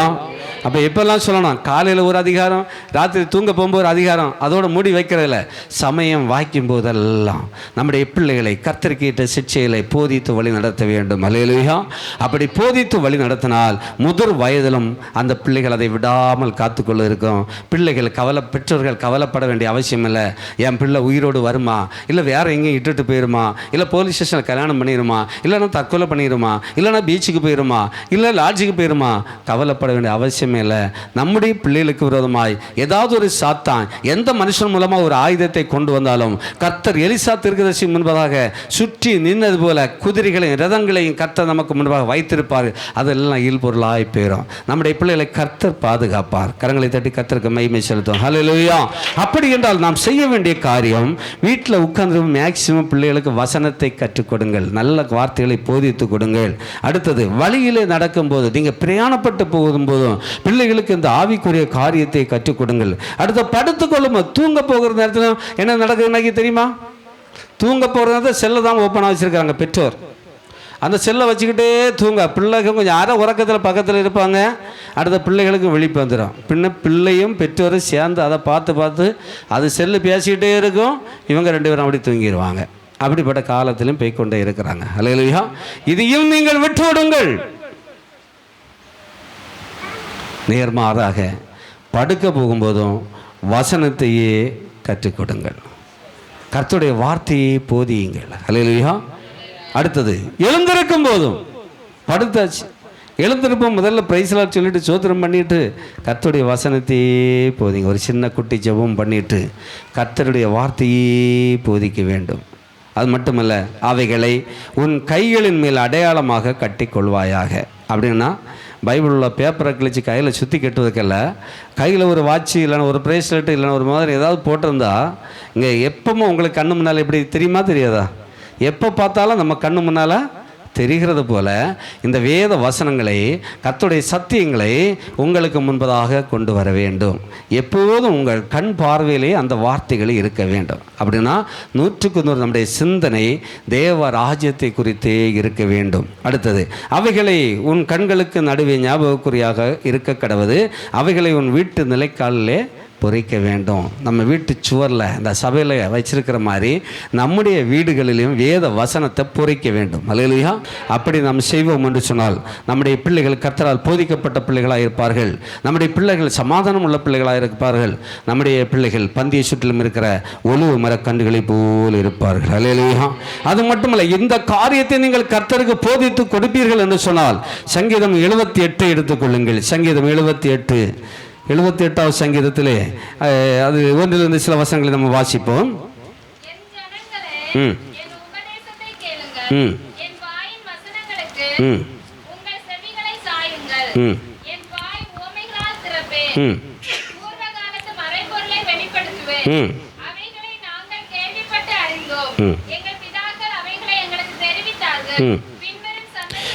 பின்வரும் சந்ததியான பிள்ளைகளுக்கு நாங்கள் அவைகளை மறைக்காமல் கர்த்தரின் துதிகளையும் அவருடைய பலத்தையும் அவர் செய்த அவருடைய அதிசயங்களை விவரிப்போம்.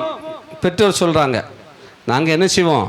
எங்களுடைய சந்ததிகளுக்கு ஆண்டவர் எங்களுக்கு செய்த அற்புதங்களை, அதிசயங்களை, அவருடைய வல்லமைகளை விவரித்து சொல்லுவோம் என்று சொல்லப்பட்டிருக்கிறது. ஹல்லேலூயா. அப்படி விவரித்து சொன்னால் அதனுடைய பலன் என்ன அப்படின்னு பார்த்தீங்கன்னா 6வது வசனத்துக்கு வாங்க. இனி பிறக்கும் பிள்ளைகளாகிய பின் சன்னதியார் அதை அறிந்து கொண்டு அவர்கள் எழும்பி தங்கள் பிள்ளைகளுக்கு அவைகளை சொல்லும்படிக்கு. ஹல்லேலூயா. நீங்கள் உங்கள் பிள்ளைகளுக்கு சொல்லிக் கொடுத்தா அதை உங்கள் பிள்ளைங்க அடுத்த பிள்ளைங்களுக்கு சொல்லிக் கொடுக்கும், அவங்க அதுக்கு அடுத்த பிள்ளைங்களுக்கு சொல்லிக் கொடுப்பாங்க. அப்படி சொல்லிக் கொடுத்தாதான் உன் தலைமுறை 1000 தலைமுறைக்கும் ஆசீர்வதிப்பேன் என்று சொன்னார் அல்லவா, அந்த வாக்கு தத்தம் பலிக்கும். அல்லேலூயா. இல்லைன்னா ஏலியின் பிள்ளைகளை போல ஏலியோட முடிஞ்சு போச்சு, அவனுடைய பிள்ளைகள் துன்மார்க்கமாக போயிட்டாங்க. இந்த வாக்கு தத்தமெல்லாம் அவங்களுக்கு பலிக்கலை, அதெல்லாம் சாமுவேலுக்கு தான் பலிச்சது. அல்லேலூயா. பாருங்க, ஒரே வீட்டில் தான் வளர்க்கப்படுகிறான் ஏலியுடைய 2 பிள்ளைகளும் சாமுவேலும். சாமுவேல் ஒரு வளர்ப்பு பிள்ளை, அடுத்த வீட்டு அதாவது பிள்ளைக்கு விசுவாசியுடைய பிள்ளை என்று சொல்லலாம். இங்கே பாஸ்டருடைய பிள்ளைகள். இப்போ கொண்டு வந்து விட்ட பிள்ளை கர்த்தருடைய சத்தத்தை கேட்டது. அல்லேலூயா. மற்ற பிள்ளைகள் கர்த்தருக்கு செலுத்தப்பட்ட பலியை கூட பரிசுத்தத்தோடு செலுத்த விடாதபடிக்கு அதுக்கு முன்னக்கூட்டியே அதனுடைய முக்கியமான உறுப்புகளை எல்லாம் ஆயுதங்களை, கூர்மையான ஆயுதங்களை குத்தி எடுத்து தனியாக கொண்டு சமைச்சு சாப்பிட்டுட்டாங்க. ஆலயத்தில் வந்த பொம்பளைகளிட தாறுமாறாக வாழ்ந்து கொண்டார்கள், சத்தை போயிட்டாங்க. அல்லேலூயா. அப்போ 1000 தலைமுறை மட்டும் உன்னை ஆசீர்வதிப்பேன்னு சொன்ன வாக்கு தத்தம் நிறைவேறவில்லை, அவனோடு முடிந்து விட்டது. அப்போ 1000 தலைமுறைக்கு அந்த ஆசீர்வாதம் வர வேணும்னா நம்ம கர்த்தர் நமக்கு தந்திருக்கிற இந்த ஞானத்தை, இந்த வசனங்களை, இந்த வார்த்தைகளை, நம்முடைய அனுபவத்தை இந்த பிள்ளைகளுக்கு கற்றுக் கொடுக்க வேண்டும். கற்றுக் கொடுத்தால் அவங்களுடைய பிள்ளைகள் அடுத்த பிள்ளைகளுக்கு கற்றுக் கொடுப்பாங்க. அப்படி கற்றுக் கொடுத்து அப்படி மாறி மாறி வரும்போது வேதம் கேட்கக்கூடாதமான பஞ்ச காலம் வரப்போகுது, கொடிய காலம் வரப்போகுதுங்கிற ஆமோஸ் தீர்க்கதரிசி மூலமாக உரைக்கப்பட்டு இருக்கிறது. அப்படிப்பட்ட காலங்கள் வந்தாலும் நம்ம போதிக்கிற இந்த வார்த்தைகள் அடுத்த ஜெனரேஷன் போயிட்டு இருக்கும். இருதயத்தை விட்டு இந்த வசனத்தை எவனாலும் ஒழிக்கவே முடியாது. அல்லேலூயா. ஒரு காலத்தில் ஒழிக்கவே முடியாது. நாம் செய்ய வேண்டிய காரியம் பிள்ளைகளுக்கு வசனங்களை கற்றுக் கொடுக்க வேண்டும். அவைகளை பின்னாடி இருக்கிற பிள்ளைகளுக்கு அவர்கள் கற்றுக் கொடுப்பார்கள். ஒரு அல்லேலூயா சொல்லுமே. அல்லேலூயா. அதனுடைய பலன் என்னவென்று சொன்னால், தேவன் மேல் அவர்கள் தங்கள் நம்பிக்கை வைத்து தேவனுடைய செயலை மறவாமல் அவர் கற்பனைப்படி கை கொள்ளும்படிக்கும். அப்போ ஆண்டவரை மறக்காதபடிக்கு, உலக சிற்றன்களை விழாதபடிக்கு நமக்கு இருக்கிறதான இந்த தேவ பக்தி அந்த பிள்ளைகளுக்கு இன்னும் அதிகமாய் உண்டாகும். அல்லேலூயா. அப்படி உண்டாச்சுன்னா 8ஆம் வசனம் சொல்லுகிறது, இருதயத்தை செம்மைப்படுத்தாமலும் தேவனை உறுதியாய் பற்றி கொள்ளாமலும் இருந்த முரட்டாட்டமும் கலகமும் உள்ள சன்னதியாகிய தங்கள் பிதாக்களுக்கு அவர்கள் ஒப்பாகாதபடிக்கு இவைகளை கட்டளை இட்டார். அல்லேலூயா. அப்போ இந்த பூமியில முரட்டாட்டம் நிறைந்த சன்னதி இருக்கிறது நமக்கு தெரிகிறது. உலகம் பாதாளத்துக்கு நேராக போய்கொண்டிருக்கிறது, அருவருப்பான காரியங்கள் நடந்து கொண்டிருக்கிறது. இந்த காரியத்திலே நம்முடைய பிள்ளைகள் கலவாமல் இருக்கும்படிக்கு நாம் இதை கற்றுக் கொடுக்க வேண்டும். அல்லேலூயா. இந்த வசனத்தை கற்றுக் கொடுத்து அந்த பிள்ளைகள் போகும்போது இந்த வழி நமக்கு நல்லதல்ல, இந்த கூட்டம் நமக்கு நல்லதல்ல என்று அறிந்து அந்த பிள்ளைகள் அந்த கூட்டத்தோடு, முரட்டாட்டம் நிறைந்த துன்மார்க்கமான பிள்ளைகளோடு சம்பந்தம் கலவாதபடிக்கு, இல்லைன்னா விளையாட போகாதபடிக்கு, இல்லைன்னா ஊர் சுத்தாதபடிக்கு, இல்லைன்னா வேற ஆண்டவருக்கு அருவருப்பான எந்த ஒரு காரியத்துக்கும் போகாதபடிக்கு அவர்கள் தனிமையாய் விலகி பரிசுத்த சன்னதியோடு சேர்ந்து அவர்கள் இருப்பார்கள். அல்லேலூயா. பரிசுத்த கூட்டத்தோடு இருக்கும்போது நம்ம யாரும் பயப்பட வேண்டிய அவசியம் இல்லை. ஏன்னா அங்கே இருக்கிற அத்தனை பேரும் தேவனுக்கு பயப்படுகிறவர்கள், கர்த்தருக்கு பயப்படுகிறவர்களாக இருக்கிறபடினாலே நம்முடைய பிள்ளைகளும் கர்த்தருக்கு பயந்திருக்கும். மற்ற ஜனங்கள் முரட்டாட்டம் நிறைந்த ஜனங்கள், தேவனை நம்பாத ஜனங்கள், அந்த கூட்டத்தில் போகாமல் இருக்கணும்னா நாம் இந்த வசனங்களை இந்த பிள்ளைகளுக்கு கற்றுக் கொடுக்க வேண்டும். கரங்களை தட்டி நாம் கர்த்தருக்கு மகிமை செலுத்துவோம். நீதிமொழிகள் 23ஆம் அதிகாரம் அவருடைய 24வது வசனத்தை வாசிக்கிறதான வேளையில், நீதிமானுடைய தகப்பன் மிகவும் களி கூறுவான், ஞானமுள்ள பிள்ளையை பெற்றவன் அவனால் மகிழ்வான். அல்லேலூயா. இவ்வளமாய் சிறு வயதிலிருந்தே வேத வசனத்தை போதித்து கருத்தாய் அந்த பிள்ளைகளுக்கு வீட்டில் இருக்கும் போதும் போதித்து, வழியிலே நடக்கும் போதும் போதித்து, படுத்து கொள்ளும் போதும் போதித்து, எழுந்திருக்கும் போதும் போதித்து, அவைகளை ஞாபக குறியாய் மனதிலே வைத்து வீடுகளிலும் அந்த வசனங்களையே பொறித்து வைப்பீர்கள் என்று சொன்னால், இந்த பிள்ளைகள் முரட்டாட்டம் நிறைந்த பிள்ளைகளோடு போகாதபடிக்கு, துன்மார்க்கம் நிறைந்த பிள்ளைகளோடு சேராதபடிக்கு நீதிமானாக்கப்பட்ட பிள்ளையாய், நீதிமானாய் அந்த பிள்ளைகள் மாறுவார்கள். அல்லேலூயா. அப்படி நீதிமானாய் மாறுவார்கள் என்று சொன்னால் அந்த பெற்றோர் இருக்கிற சந்தோஷத்தை நீங்க பாருங்க. வாசித்ததான் அந்த வசனம் தான் 24. நீதிமானுடைய தகப்பன் மிகவும் களி கூறுவான். இப்போ நம்முடைய பிள்ளைகள் வெளியே போய் தவறான காரியத்தில் விழுந்து மாட்டிக்கொண்டு வரும்போது பெற்றோர் துக்கப்படுவார்கள். அல்லேலூயா. அதே நேரத்தில் அந்த பிள்ளை நீதிமானாய் இருக்கும் என்று சொன்னால் அந்த பிள்ளையுடைய தகப்பன் தாயும் நீதிமானா தான் இருப்பாங்க. அவர்கள் தங்கள் பிள்ளைகளை குறித்து சந்தோஷப்படுவார்கள். அல்லேலூயா. அல்லேலூயா. கர்த்தர் இந்த பிள்ளையை தந்ததற்காக ஸ்தோத்திரம். என் பிள்ளை என்னை விடவும் பரிசுத்தமாய் வாழ்கிறார்கள் என்று சொல்லத்தக்கதாக. அல்லேலூயா. நம்மை போல நம்மை விடவும் பரிசுத்தமாய், நம்மை விடவும் கர்த்தரை அறிகிற அறிவிலே நம்மை விடவும் தேவ பக்தி உள்ளவாய் இருக்கிறார்கள் என்பதை பார்த்து பெற்றோர் சந்தோஷப்படலாம். இந்த நாளில் எந்தெந்த தாய் தகப்பன்மார் பிள்ளைகளை குறித்து துக்கித்து இருக்கிறீர்களோ, இன்று முதல் கர்த்தருடைய வசனங்களை பிள்ளைகளுக்கு போதித்து ஜெபித்து வழி நடத்துங்கள். கர்த்தர் இவனமாய் ஆசீர்வதிக்கப்பட்ட பிள்ளைகளாய், நீதிமான்களுடைய பிள்ளைகளாய் அந்த பிள்ளைகளை மாற்றி தருவார். நீங்கள் சந்தோஷப்படலாம். அல்லேலூயா. ஞானமுள்ள பிள்ளையை பெற்றவன் அவனால் மகிழ்வான். ஞானம் இன்றைக்கு உலகத்தில் அறிவு பெருத்து விட்டது. புத்தி அநேகருக்கு நல்ல பயங்கரமான புத்தி இருக்கிறது, அநேகருக்கு பயங்கரமான அறிவு இருக்கிறது, ஆனால் ஞானம் இல்லை. அல்லேலூயா. ஞானம் இந்த உலகத்திலிருந்து வாங்க முடியாது, அது பரத்தில் இருக்கிறது. ஒருவன் ஞானத்தில் குறைவனாக இருந்தால் அவன் சம்பூர்ணமாய் கொடுக்கிற தேவனிடத்தில் கேட்க கடவன். அல்லேலூயா. அந்த ஜோதிகளின் பிதாவிடத்திலே கேட்க கடவன். அங்கதான் ஞானம் இருக்கிறது. அல்லேலூயா. அவர் நமக்கு ஞானத்தை தருவாராக. நீதிமொழிகள் 1ஆம் அதிகாரம் 7ஆம் வசனம் இவனமாய் சொல்கிறது, கர்த்தருக்கு பயப்படுவதே ஞானத்தின் ஆரம்பம். அல்லேலூயா. கர்த்தருக்கு பயப்படுறவங்களுக்கு புத்தி இருக்கலாம், இல்லைன்னா அறிவு இருக்கலாம், யாரையாவது ஏமாற்றி பழக்க விட எல்லா தந்திரமும் அவனுக்கு தெரிந்திருக்கலாம், ஆனால் ஞானம் அவனிடத்தில் இருக்காது. ஹல்லேலூயா. ஞானம் யாரிடத்தில் இருக்குன்னா, கர்த்தருக்கு பயப்படுவதே ஞானத்தின் ஆரம்பம். கர்த்தருக்கு பயப்படுகிறவனுக்கு ஞானம் உண்டாகும். ஹல்லேலூயா. ஹல்லேலூயா. இது பரலோகத்திலிருந்து இறங்கி வருகிறதான ஞானம். இதன்படி வாழ்கிறவர்கள் பரலோக ராஜ்யத்தையும் சுதந்திரிப்பார்கள். கரங்களை தட்டி கர்த்தருக்கு மகிமையை செலுத்துவோம். ஹல்லேலூயா. நீதிமொழிகள் 14ஆம் அதிகாரம் 26வது வசனத்தை வாசித்து பாருங்கள். நீதிமொழிகள் 14:26.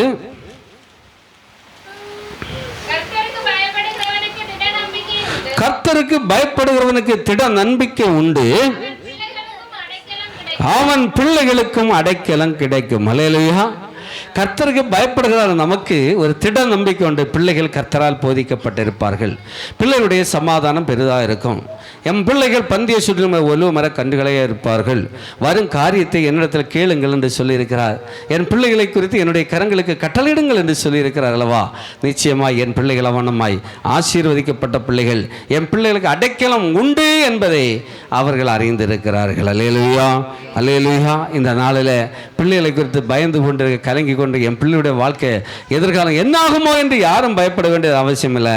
நாம் கர்த்தருக்கு பயப்படுவர்களாக இருந்தால் நம்முடைய பிள்ளைகளை கர்த்தருக்கு ஏற்ற சிக்ஷையிலே நம்ம வளர்த்துவோம் என்று சொன்னால் இந்த சந்ததிகளை கர்த்தராய் அதிகமாக ஆசீர்வதிப்பார். உங்கள் பிள்ளைகளுக்கு அடைக்கலம் கிடைக்கும். கரங்களை தட்டி கர்த்தருக்கு மகிமை செலுத்துவோம். நீதிமொழிகள் 20ஆம் அதிகாரம் 7வது வசனம் வாசிக்கிறதான வேளையிலே நீதிமொழிகள் 20:7.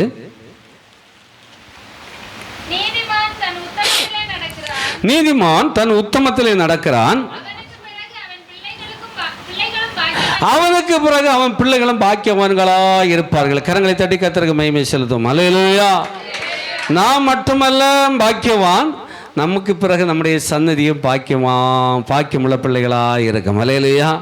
மற்றவங்க சொல்லணும், ஓ பாக்கியமுள்ள பிள்ளைகளை இவங்க பெற்றெடுத்து வச்சுருக்காங்க, இந்த பிள்ளைகளால ஒரு பிரச்சனையும் இல்லை, ஒரு டென்ஷனும் இல்லை, என்ன பரிசுத்தம், என்ன கீழ்ப்படிதல், என்ன ஞானம், என்ன மேன்மை, என்ன உயர்வு என்று சொல்லி அடுத்தவங்க சொல்கிற அளவுக்கு கர்த்தர் நம்முடைய பிள்ளைகளை உயர்த்துவாராக. அல்லேலூயா. இன்றைக்கு என்ன சொல்கிறார்? ஓஹோ, இது ஊழியக்காரனுடைய பிள்ளைகளா, இப்படியா இருக்கிறாங்க, இவங்க விசுவாசிகளுடைய பிள்ளைகளா, இப்படியா இருக்கிறாங்கன்னா அநேகர் ஏளனமாக பேசக்கூடிய சூழ்நிலை இன்றைக்கு தேசத்திலே நடந்து கொண்டு இருக்கிறது. ஆனால் கர்த்தர் சொல்கிறார், நீங்கள் கர்த்தருக்கு பயப்படுகிறவர்களாக இருந்தால் உங்கள் பிள்ளைகளுக்கு நீங்கள் அந்த வார்த்தைகளை போதித்து நடத்துவீர்கள் என்று சொன்னால் உங்கள் பிள்ளைகளும் பாக்கியவான்களாய் இருப்பார்கள்.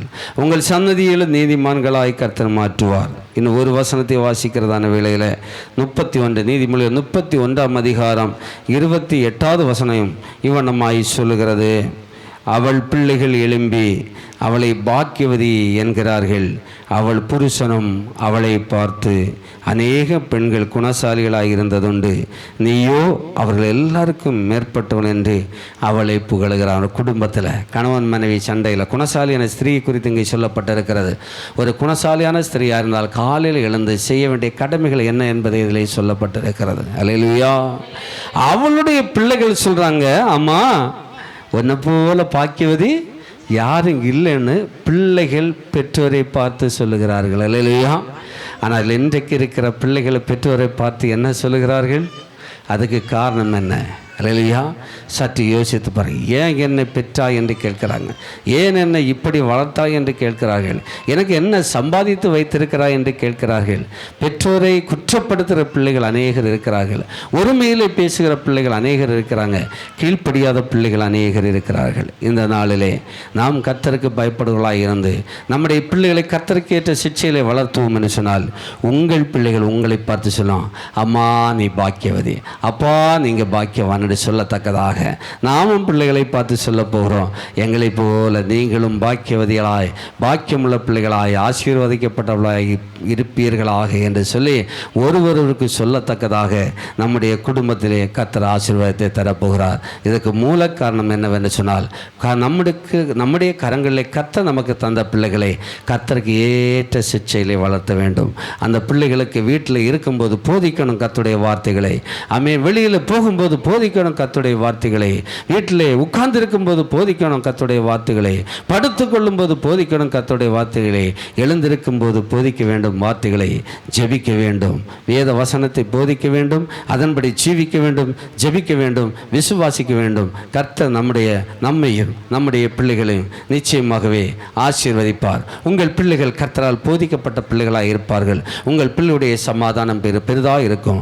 உங்கள் பிள்ளைகள் பந்தியை சுற்றிலும் இருக்கிற ஒலிவ மர கன்றுகளை போல் இருப்பார்கள். யாருடைய பிள்ளைகளை? கர்த்தருக்கு பயப்படுகளுடைய பிள்ளைகள். நாம் கர்த்தருக்கு பயப்படுகளாய் மாற வேண்டும். அப்போது நமக்கு ஞானம் உண்டாகும். அந்த ஞானம் இந்த பிள்ளைகளுக்கு உண்டாகும். 1000 தலைமுறையானாலும் அந்த பிள்ளைகள் ஆசீர்வதிக்கப்பட்ட பிள்ளைகளாய் இருப்பார்கள். எல்லாரும் அப்படி ஒரு நிமிஷம் ஜெபிப்போமா? பிள்ளைகளை குறித்து கவலைப்படுகிற யாராக இருந்தாலும் சரி, பிள்ளையை இல்லையே என்று கவலைப்படுகளாக இருந்தாலும் சரி, பிள்ளைகள் கீழ்ப்படியவில்லையே, அல்லனா பிள்ளைகள் கர்த்தருக்கு பயப்படவில்லையே, இல்லைன்னா பிள்ளைகளுக்கு படிப்பதற்குள்ள ஞானம் இல்லையே, ஏதோ ஒரு காரியத்தில் பிள்ளைகளை குறித்து நீங்கள் துக்கித்து இருக்கிறீங்கன்னு சொன்னால் இன்றைக்கு அந்த கவலையை விட்டு விடுங்கள். கர்த்தர் சொல்லுகிறார், உன் பிள்ளைகள் கர்த்தரால் போதிக்கப்பட்டிருப்பார்கள். உன் பிள்ளைகளுடைய சமாதானம் பெரிதாக இருக்கும். உன் பிள்ளைகள் பந்திய சுற்றிலும் இருக்க ஒலிவ மர கன்றுகளை போல் இருப்பார்கள். நாம் செய்ய வேண்டிய காரியம் என்ன? கருத்தாய் கர்த்தருடைய வார்த்தைகளை நம்முடைய பிள்ளைகளுக்கு போதிக்க வேண்டும். வீட்டில் உட்கார்ந்து இருக்கும் போது போதிக்க வேண்டும். வெளியிலே நடக்கும்போது போதிக்க வேண்டும். இன்னும் படுத்துக்கொள்ளும் போது போதிக்க வேண்டும். எழுந்திருக்கும் போது போதிக்க வேண்டும். வசனம் வசனம் வசனம் வசனம் தான் நம்முடைய கால்களுக்கு தீபமாக இருக்கிறது. இந்த வசனம் உங்களை உயிர்ப்பிக்கும். இந்த வசனம் உங்களை காப்பாற்றும். கர்த்தருடைய வார்த்தை இது வல்லமை உள்ள வார்த்தையாக இருக்கிறது.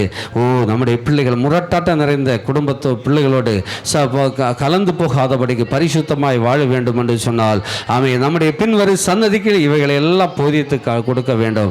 அவர்கள் தங்கள் பிள்ளைகளுக்கு போதித்து காட்டுவார்கள். அது உங்களுக்கு உங்கள் பிள்ளைகளுக்கும் அது ஆசீர்வாதமாக இருக்கும். எல்லாரும் அப்படி ஜெபம் பண்ணுவோமா?